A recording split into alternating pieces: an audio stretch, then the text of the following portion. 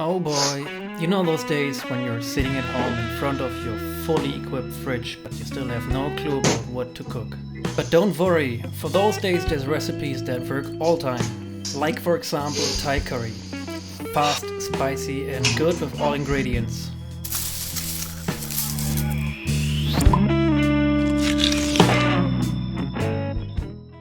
For a good Thai curry you mainly require two main ingredients, which is the coconut milk, you'll find it like everywhere, and on the other side a curry paste like this one.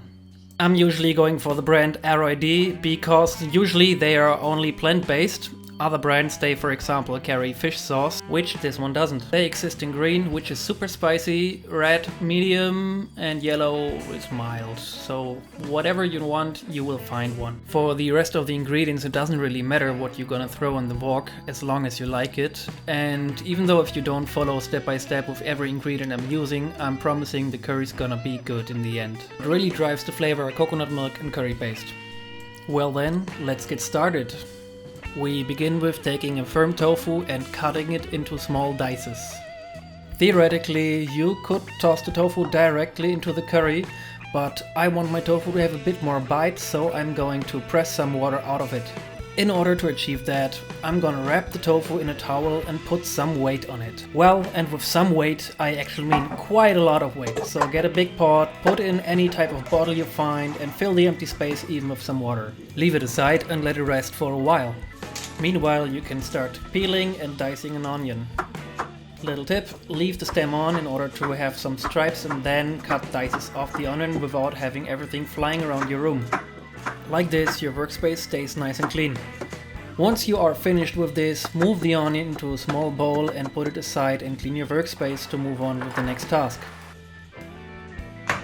Next, we're gonna chop some garlic. I go for 3 teeth, that's fine for me. If you like more, use more. And at last, chop a piece of ginger at the size of one of your finger and put it to the onion and the garlic. Into another bowl I fill 1 bell pepper and a carrot. We're gonna fry that stuff later on. And we get another bowl in which we fill a broccoli, carefully cut down into small flowers. And as the final ingredient, I'm gonna use some Enoki mushrooms. If you cannot find those, feel free to take any other type of mushroom like champignons or shiitake. And as the last thing that we prepare, we're gonna squeeze the juice out of 1 lemon. We later gonna spice up the curry with that. We'll go squeeze some juice and then put it aside. By the way, what is the tofu doing? If your towel happens to be as wet as mine, you've done everything right. Great! Move the tofu into a clean bowl for further preparation. We are going to give the tofu a nice little coating and bake it so it's gonna be crispy. And for the coating, you take a little bit of sesame oil and a little bit of soy sauce and add around a tablespoon of corn flour. Give it all a good mix until both the liquid and the white spots in the tofu are gone. Once the tofu is nicely coated, transfer it into a parchment paper on a baking tray and then into the oven with that. With no preheating, just bake it for 20 to 30 minutes at 180 degrees Celsius. Where's the music, by the way? It's on its way! There we go. Well, since a good Thai curry also comes with rice, we're gonna add 1 cup of rice into the next bowl. I'm going to wash off the excess starch of the rice in order to make it less sticky. Just add some water, give it a good stir, and once it's white, pour it out again. I recommend pouring it through your hand so any rice corn you pour out, you can put back. And for boiling, we are going to add a little bit more than 1 cup, maybe 1 1/4 is good. And we add a dash of sesame oil to give it some nutty flavor. Put it on a small stove and put the lid on the top so that the rice can slowly heat up and start boiling. Finally, it's time to heat up the wok. Add some coconut oil. If you don't happen to have coconut oil, use any other heat-resistant oil and that should be fine. Once the oil in the wok is heated up, toss in your onion, your garlic and your ginger. Give it a good mix in order to distribute the oil equally. After a minute or so, you can add the bell pepper and the carrot. Again, mix through well so that everything can get fried. In order to turn and flip your veggies efficiently, I recommend using 2 spatulas. Now you should spend some time on your coconut milk and your curry paste. Remove the lids and get a good spoon and put it into a cup. Pour some and only some of the coconut milk into the cup so that you can start stirring and dissolving all the bits of the curry paste until you have a smooth cream. If you cannot handle spices too well, I recommend starting with little.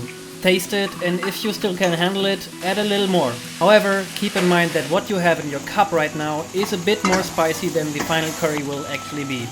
Back to the wok. Deglaze the veggies with some soy sauce because we're going to move from frying to cooking. Add the rest of your veggies, and now it's time to finally add your curry paste. With the curry paste you can add a little bit of water and the rest of the coconut milk that's in your tin. If your sauce does not manage to cover all the veggies, it's absolutely fine to add some more water. This won't harm the taste at all. Put on the lid and let it rest a bit. And here and there also have a look at the rice and give it a good stir. Put the lid back on so that the water can be absorbed. By now the tofu should also be ready, so take it out of the oven when it's brown and crispy. Now look at that, how we like it. It's crispy on the outside and spongy on the inside, just how I want it. So take the tofu and also toss it into the wok. Let it boil with the rest of the curry for a while so it can absorb some of the sauce in its crust. Meanwhile the rice should also almost be ready.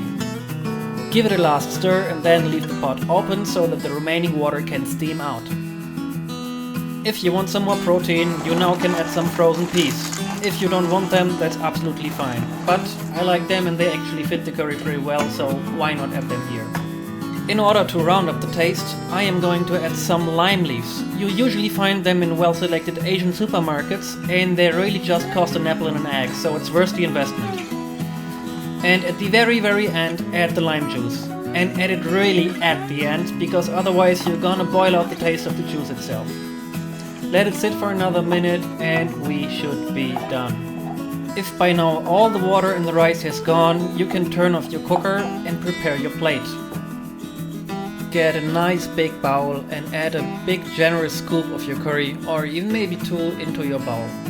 In order to put the rice in shape, you can press it into a cup or into a small bowl and toss it on top of it. To give it some decoration and some additional taste, you can cut down some coriander. That really fits the exotic taste of a curry and is absolutely a must. You can then polish your dish by adding some black sesame on top. There we go, the dish is finally ready.